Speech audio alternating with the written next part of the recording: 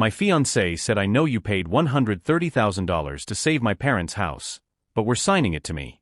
My sister demanded $150,000 for my savings. I said no. And booked a one-way ticket instead. That was the moment I realized the woman I was about to marry was a stranger. It all started on a humid Thursday afternoon. Chloe was out wedding dress shopping with her mother and my sister, Sarah. I was at home, working on a massive SEO project for my agency, when I heard a faint, persistent buzzing coming from the couch cushions. I reached in, thinking it was my own phone, but instead, I pulled out a sleek black smartphone I had never seen before. It didn't have a case, and the screen was locked, but the notifications were popping up like rapid fire. The messages were from a contact named the architect. One read, "Can't wait to see you in that white dress, even if it's for him first." Another said, "Did you get the $130,000 from the softie yet? My flight to Vegas is booked for the day after your wedding." My heart didn't just break, it felt like it had been dropped into a blender. I had just spent $130,000 of my business savings to stop Chloe's parents' house from being auctioned off by the bank. I did it because I thought I was protecting our future family. But as I sat there, staring at that secret phone, I realized I was just funding her escape plan with another man. I didn't confront her when she walked through the door, laughing and carrying bags of expensive accessories. I watched her. I watched the way she kissed my cheek with the same lips that were probably texting the architect minutes ago. "The dress is perfect, Mark. You're going to cry when you see me," she whispered. Oh, I was going to cry, all right, but not for the reason she thought. I realized that my sister Sarah was also suspiciously quiet lately. When I checked the secret phone's call logs, I saw Sarah's number. My own sister was in on it. She was helping Chloe hide her affair. Subscribe before part 2, you don't want to miss what happens next. Hit the bell icon. I spent that night in my office, not sleeping but digging. I am an automation expert. I know how to find data that people think is deleted. By morning, I had found the truth. Chloe wasn't just cheating, she was planning a grand exit. The plan was to get married, wait for the $130,000 house deed to be signed over to her name, and then file for divorce citing irreconcilable differences to take half of my agency. While I was still reeling from the discovery of Chloe's secret phone, my sister Sarah decided to strike. She walked into my office the next morning without knocking, looking smug. "Hey big brother, I need to talk to you about my boutique.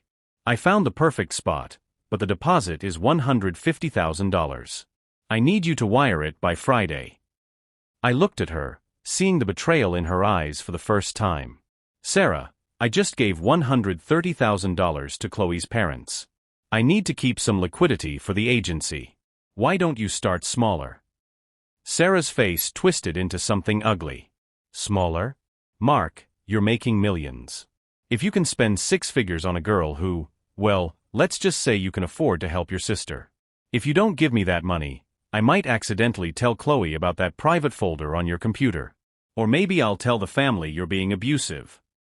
"Are you blackmailing me, Sarah?" I asked, my voice terrifyingly calm. She shrugged. "I'm just asking for my fair share. We're family, right? Family takes care of each other." At that moment, I realized that I was surrounded by parasites. My fiancée was using me as a bank for her lover, and my sister was using her knowledge of my life to extort me. They thought they had me trapped because the wedding was only 10 days away. They thought I would pay anything to avoid a scandal. They didn't realize that I had already stopped caring about the scandal. I only cared about the exit. "Fine," I said, leaning back in my chair. "I'll get the funds ready. But it takes time to move that much cash from the business accounts. Give me until the morning of the wedding." Sarah grinned, thinking she had one. "Good choice, Mark. I knew you were smart." As she walked out, I started a new spreadsheet. I titled it, "The Cost of Betrayal." I wasn't going to give her a cent. I was going to give her a lesson. I needed to know who this man was. Using the phone number from the secret device, I ran a deep search. The architect wasn't an architect at all. His name was Leo, and he was Chloe's ex-boyfriend from college, a man she told me had moved to Europe and vanished. In reality, he was living in a rental apartment 3 miles away, funded by the allowance I was giving Chloe for wedding expenses. I spent the next 3 days gathering evidence. I hired a private investigator to follow them. The photos that came back were sickening. There was Chloe, wearing the engagement ring I had worked 2 years to afford, kissing Leo in the park. There was my sister Sarah, meeting Leo at a coffee shop to hand him an envelope of cash, my cash. I felt a cold, hard stone forming in my chest. I had been a provider for so long that I had forgotten how to protect myself. I called my lawyer. Jim, I need to pause the deed transfer for Chloe's parents' house. Tell the bank there's a discrepancy in the filing. And I need to move all my personal assets into a separate entity immediately. Jim sounded concerned. Mark, the wedding is next week. This is going to cause a massive legal headache. I stared at a photo of Chloe and Leo laughing together. The headache is already here, Jim. I'm just starting the surgery to remove the tumor. I continued to play the part of the happy groom. I went to the cake tastings. I nodded when Chloe talked about the flower arrangements. I even smiled when Sarah mentioned her boutique.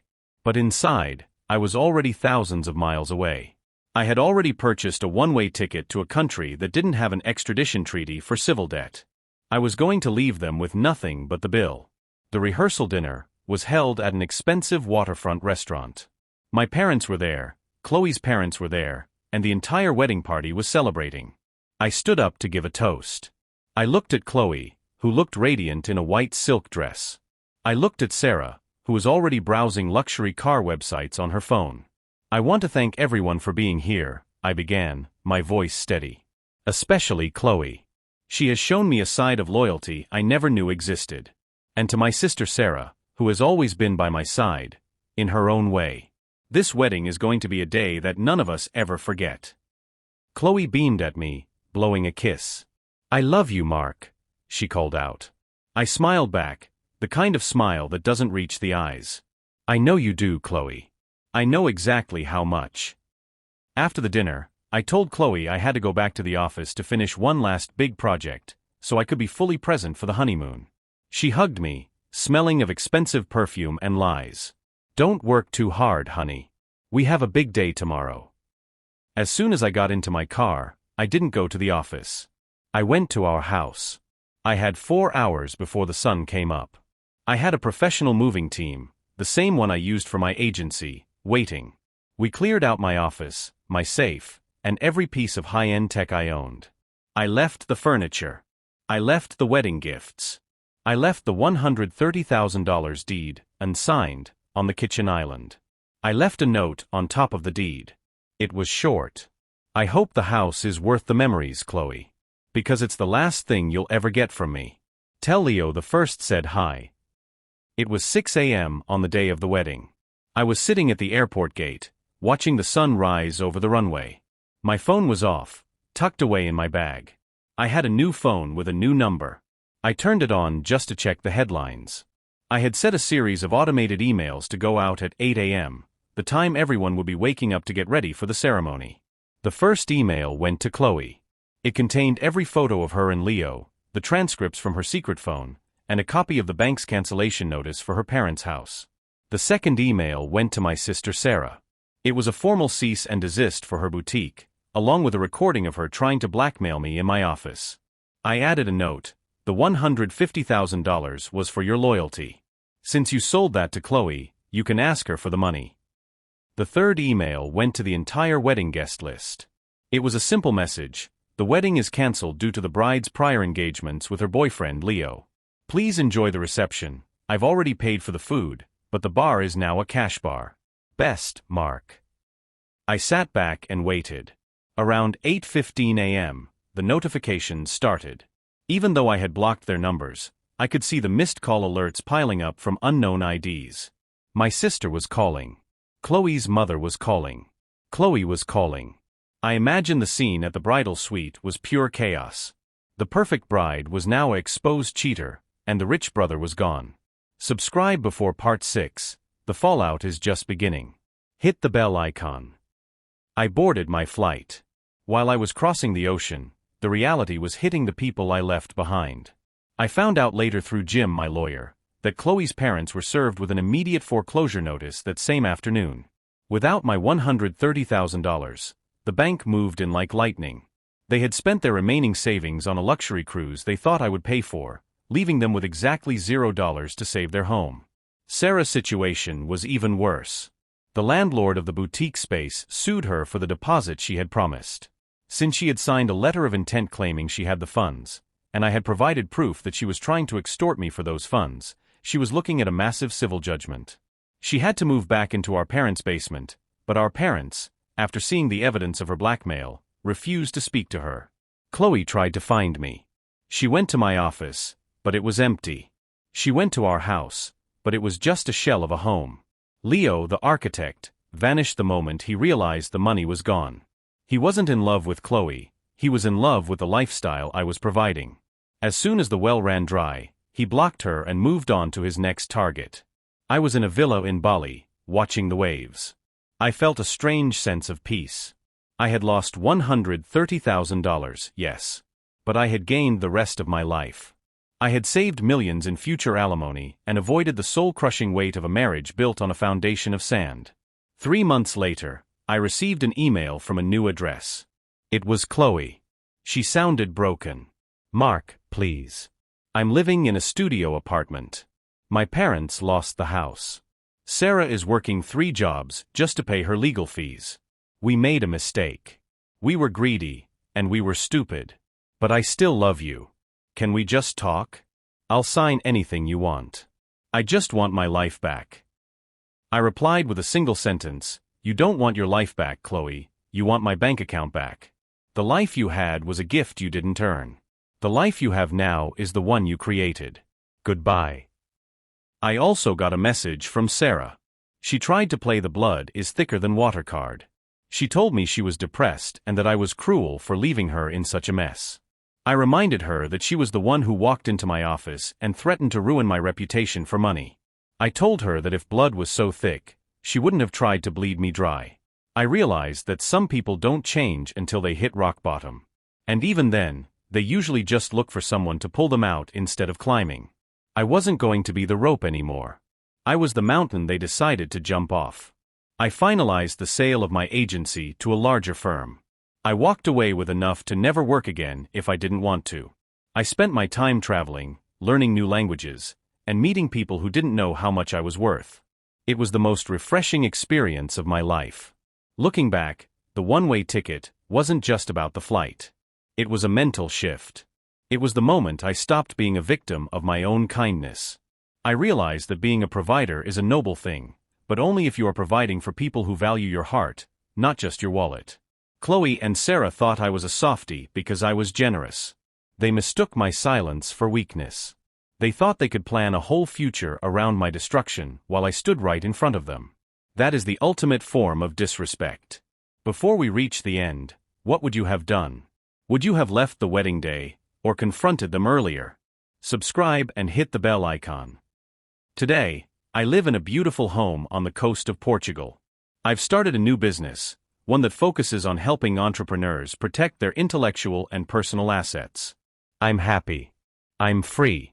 And most importantly, I'm surrounded by people who would be there even if I didn't have a penny to my name. To anyone out there who feels like they are being used, pay attention to the small things. The second phone, the sudden demands for money, the secret conversations. Don't be afraid to be the villain in their story if it means being the hero in your own. Sometimes, the best way to win a game is to stop playing. Thank you so much for sticking with me through this intense journey. This story is a tough one, but it's a reality for so many people who find themselves in toxic relationships where money and greed overshadow love and loyalty. Betrayal by a fiancé is painful, but betrayal by a sibling at the same time is a level of hurt that changes you forever. I want to ask you a question today. If you found out your partner was cheating just days before your wedding, would you go through with a confrontation at the altar for the ultimate revenge, or would you disappear quietly like I did? There's no right answer, but I'd love to hear your perspective in the comments below. Your insights often help others who might be trapped in similar situations. If this story reminded you to value yourself and your hard work, please hit the like button. It really helps the channel keep going. And if you haven't already, subscribe and hit that notification bell. We have more stories of betrayal, revenge, and ultimate justice coming every single week. You don't want to miss our next deep dive into an inheritance trap that nearly ruined a whole family. Take care of your heart, watch your bank accounts, and never let anyone make you feel guilty for walking away from a lie. Until next time, stay safe and stay smart.